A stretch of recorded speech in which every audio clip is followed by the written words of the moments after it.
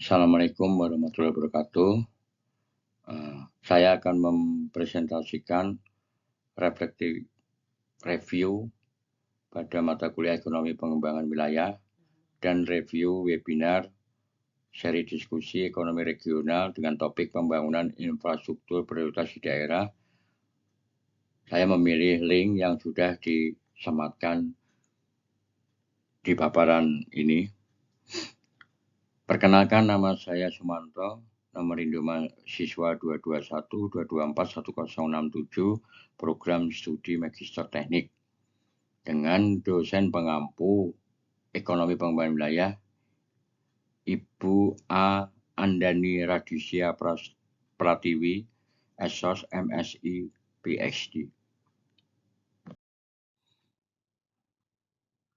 Saya mencoba mereflektifkan dan mereview mata kuliah Ekonomi Pembangunan Wilayah. Di sini saya memahami adanya pendekatan teori untuk menganalisis ekonomi pembangunan wilayah, yaitu dengan nama teori basic ekonomi yang diperkenalkan pada awal abad ke-21. Teori basic ekonomi ini mempunyai dua sektor, yaitu sektor basic dan sektor non-basic. Sektor basic adalah sektor unggulan yang mana menjadi suatu unggulan dari suatu wilayah. Sedangkan sektor non-basic adalah sektor sekunder. Dalam hal ini dampak atau pengaruh dengan adanya sektor basic di suatu wilayah. Formula untuk mengetahui suatu wilayah mempunyai sektor basis maupun sektor non-basis, yaitu formula dengan rumus LG sama dengan nilai PDRB suatu sektor kabupaten dibagi nilai PDRB seluruh sektor kabupaten berbanding dengan nilai PDRB suatu sektor tingkat provinsi dibagi dengan nilai PDRB seluruh sektor provinsi. Hasilnya, LQ lebih besar 1 menyatakan bahwa wilayah tersebut merupakan sektor basis. Sedangkan LQ kurang dari 1 menyatakan bahwa sektor non-basis. Komponen dalam pengembangan ekonomi di suatu wilayah. Yang pertama, sumber daya manusia. Sumber daya manusia perlu peningkatan, bisa dilalui melalui pendidikan ataupun pelatihan.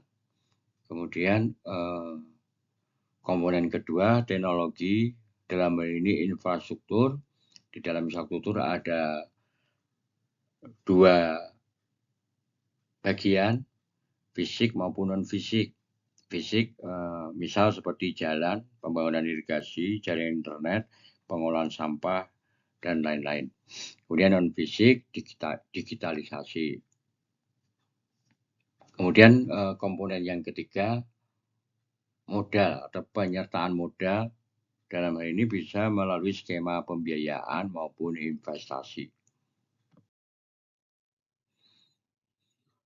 Kemudian saya mencoba mereview webinar seri diskusi ekonomi regional dengan topik pembangunan infrastruktur prioritas di daerah. Webinar ini diselenggarakan oleh Direktorat Jenderal Perimbangan Keuangan, Kementerian Keuangan, dan dibuka oleh Bapak Astera Primanto Bakti, Direktur Jenderal Perimbangan Keuangan, Kementerian Keuangan, dengan narasumber dari akademis dan dari ASN atau pemangku kebijakan, yaitu dari akademis Bapak Dodi Aditya Iskandar ST MCP PhD dari UGM. Kemudian ada Bapak Ahdiwan Fahlan Aritenang ST MGIT PhD dari ITB. Kemudian Bapak Riono Suprapto SE STMT dari Kementerian PUPR. Dalam webinar ini ada pembahas dari pemerintah daerah maupun pemerintah pusat. Ada Bapak Insinyur Freddy SMMM, Kepala Bapeda Provinsi Lampung. Kemudian ada Bapak Putut Hari Setiaka SEMPP, Direktur Dana Transfer Keuangan pada Direktorat Jenderal Perimbangan Keuangan atau DJPP, Kementerian Keuangan. Kemudian ada Bapak Insinyur Brahmantio Idioso MS, Direktur Pengelolaan Risiko Negara pada Direktur Jenderal Pengelolaan Pembiayaan dan Risiko DJPPR pada Kementerian Keuangan. Pembahasan infrastruktur. Sesuai dengan topik yang diwebinarkan, infrastruktur mempunyai dua penilaian atau dua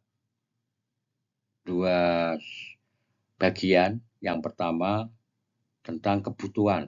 Di dalam kebutuhan mungkin ada tipologi, dalam hal ini urban rule, penataan kota, penataan perkotaan, tata ruang, dan sebagainya. Kemudian ada sektor sasaran untuk infrastruktur transportasi, air minum, pengolahan sampah, pembangunan irigasi, pembangunan jaringan internet, dan lain sebagainya.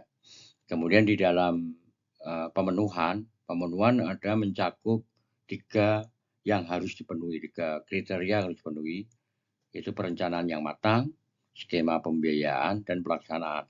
Di dalam perencanaan tentunya ada evaluasi database, sinkronisasi. Sinkronisasi adalah suatu hubungan atau posisi hubungan atau keterkaitan antara pemerintah pusat dan daerah, juga antar daerah dengan daerah lainnya. Kemudian skala prioritas. Skala prioritas itu penting karena untuk masuk ke dalam langkah selanjutnya, yaitu skema pembiayaan. Karena untuk pembangunan infrastruktur di suatu daerah tanpa ada prioritas, maka akan dana tidak akan mencukupi, dan sasaran untuk pembangunan infrastruktur tidak akan tepat guna. Kemudian setelah perencanaan sudah matang, berlanjut ke skema pembiayaan. Skema pembiayaan ada APBD yang biasa dilakukan saat ini dan yang sudah berjalan dari masa ke masa. Kemudian ada dana transfer dari pemerintah pusat melalui DAK, dana alokasi khusus. Kemudian ada KPBU. Kemudian ada dana pengembangan infrastruktur daerah. Nah, ini yang menjadi tantangan dalam diskusi ini, bahwa APBD selama ini untuk pembiayaan infrastruktur akan berkurang karena di dalam APBD ada alokasi 30-35% untuk belanja pegawai. Kemudian ada dana transfer, DAK. Ini sebetulnya sudah dilakukan, tapi tidak semua daerah melaksanakan karena proses yang berjenjang atau mungkin dari perencanaan kurang matang. Kemudian ada skema KPBU, yaitu kerjasama pemerintah, badan usaha, atau dengan swasta. Ini menarik untuk KPBU, karena di dalam KPBU itu pembiayaan yang saling menguntungkan, ini pengembalian atau nilai investasinya itu sampai 15-20 tahun, dalam artian jangka panjang, bahkan ada yang lebih dari 20 tahun. Nah, hal ini terkendala atau mungkin perlu dikaji lagi atau perlu diskemakan untuk semua wilayah Indonesia dalam hal ini, karena masa kepemimpinan kepala suatu daerah hanya 5 tahun. Dan tentunya untuk badan usaha atau swasta perlu jaminan dari pemerintah bahwa KPBU walaupun adanya dinamika politik bisa bersinergi sampai dengan masa habis investasi dari KPBU. Kemudian setelah skema pembiayaan, kita masuk ke pelaksanaan. Di dalam pelaksanaan pembangunan infrastruktur, itu ada fisik, non-fisik, dan controlling. Tadi sudah dijelaskan di slide sebelumnya, fisik seperti pembangunan jalan, jalan terbagi dengan arteri, jalan tol, jalan lingkungan. Kemudian ada pembangunan irigasi dan pengairan, pengelolaan sampah, kemudian ada pembangunan jaringan internet di pedesaan.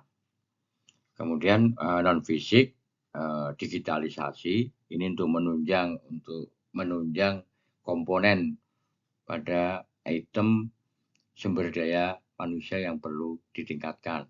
Nah, di dalam pelaksanaan yang tak kalah penting adalah controlling atau monitoring pelaksanaan pekerjaan pembangunan infrastruktur di daerah. Hal ini sangat penting karena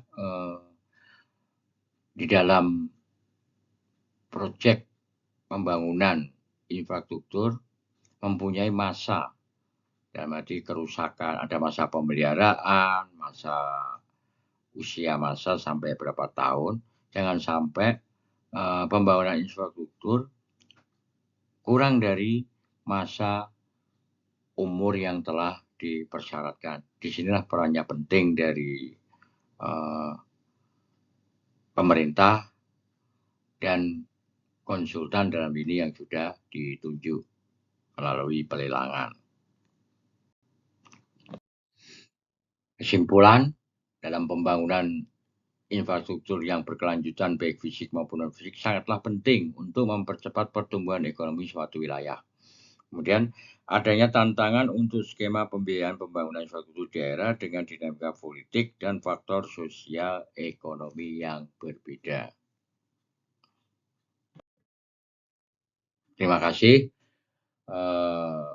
Demikian presentasi reflective review dan review webinar.